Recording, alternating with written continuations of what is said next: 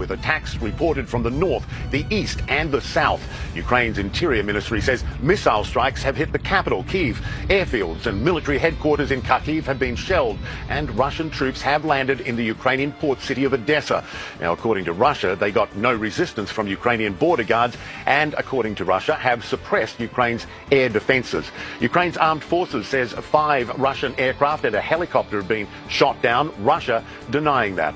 Video, meanwhile, from Ukrainian border guards shows a column of military vehicles entering the country from Belarus to the north. Tens of thousands of Russian troops have been conducting military drills there for several weeks. CNN's Matthew Chance was on the air just a few hours ago from Kyiv when air raid sirens sounded. There's been an air raid siren, just suddenly. Oh, here it is.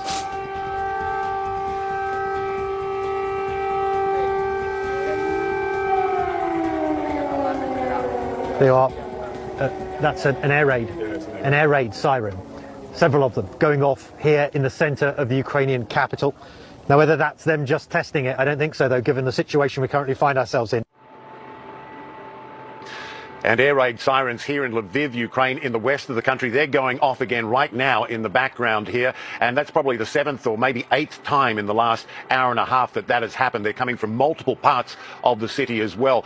Local television reporting that government officials are telling residents here in Lviv to stay indoors, gather their documents and not panic. It's hard to see how that is possible given the tension and what's going on around the country.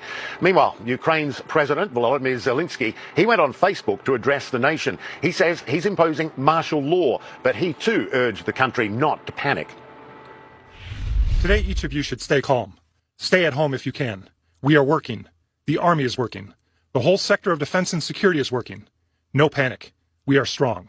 We are ready for everything. We will win over everybody because we are Ukraine.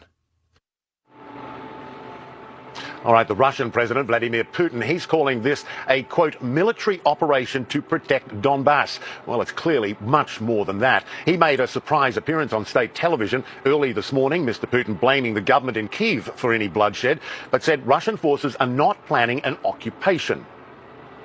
Whoever tries to interfere with us, and even more so to create threats for our country, our people should know that Russia's response will be immediate, and will lead you to such consequences that you have never experienced in your history.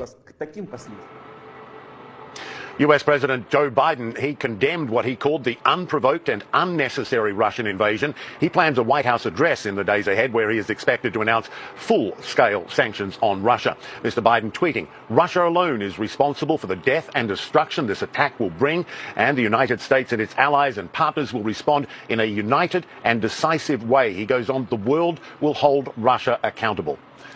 All right, we've got Nick Payton.